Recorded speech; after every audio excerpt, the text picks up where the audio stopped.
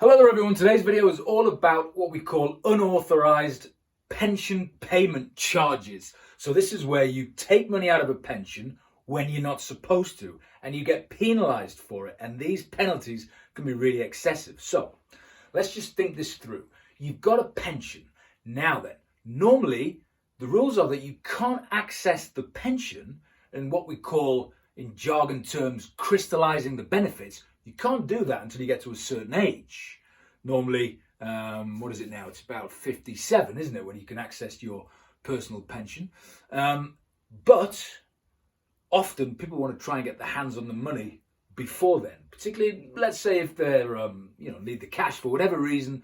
Now, before those ages where you can access your pension, there really is a very few different options available to do it.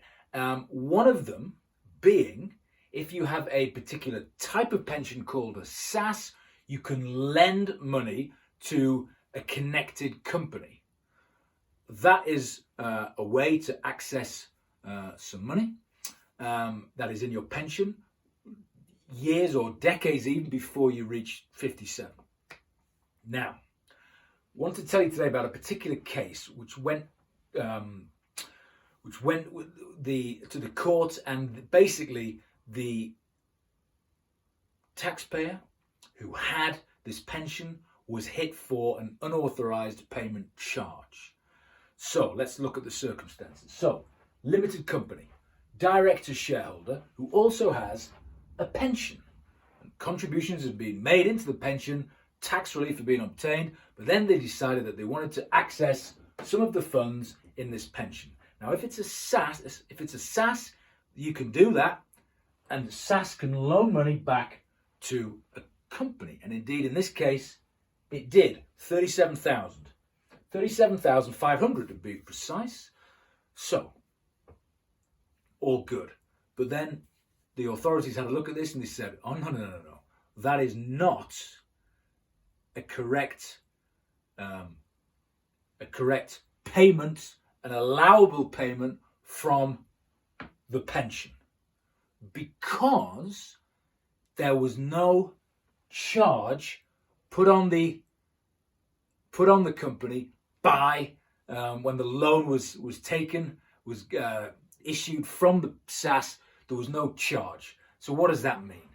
So let's not get confused, because we've got two different charges kicking around here. We've got what's called an unauthorized payment charge, and we've got a charge that you put on an asset when you are giving the loan. It's as a security. So, for example, the most common charge is when you have a mortgage on your property, the bank takes a charge on your property. Now, when you're doing these loan backs on the SSASs, that's exactly what is meant to happen.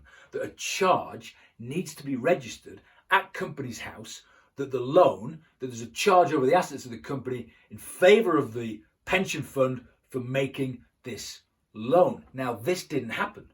So all it would have took for it to have been correct was one piece of paper, which was notification of the charge, to get filed at company's house. The people who did this forgot all about it and tried to do it late, way beyond even the time at which the money was repaid back to the pension fund. And when it went to the courts, they said, no, you've basically messed it up and you've done it wrong. So all of a sudden, that then changed this 37.5 grand loan, which would have otherwise been fine had they got the paperwork in place, into an unauthorized payment charge. So not having one charge led to another charge, if you see what I'm saying. And charge was £15,000, because the rules say if you take money out of a pension fund when you're not supposed to, penalties can be severe. It can actually be up to 70%. Now, in this case, it was 40%. There's actually different tiers of penalties. There's a 40% and another 40%, and there's reductions if you pay something else. Anyway, the maximum 70%, in this case 40%. So 15 grand they were hit with on this 37.5 grand loan, which was repaid in any case in the short term within a couple of years. So for goodness sake, if you are going to go down the route of accessing money from a pension, and listen, There are also all sorts of scammers out there who will try and say that you can access monies in a pension not via loan backs by so-called pension liberation routes. Forget it, don't even go there. We're talking about legit ways via a SSAS, but even then you've got to do it right. You can't just tell the pension trustees, oh, just lend my sponsoring firm a load of money, because you've got to get the paperwork right, like I said, or you're going to get hit for an unauthorized payment charge. Now, supposing this had been a bigger amount, supposing, let's say there was £1 million in the pension pot here. Person had, made sure that they hadn't exceeded the lifetime limit and just had that million, and then they wanted to loan monies back to the company. One of the other rules says that you can only lend 50% of the value of the pot. So assume $500,000 came back here, but assume that they didn't get the paperwork right. They could get hit for 70% on $500,000. That's 350 grand. So 350 grand penalty on $500,000 loan back that went wrong, all because they didn't do it properly. So please, I urge you, if you are going to do loan backs from SSASs, for goodness sake, get the paperwork right, particularly around the charge. It has to be a genuine commercial loan. The charge needs to be registered with Companies House.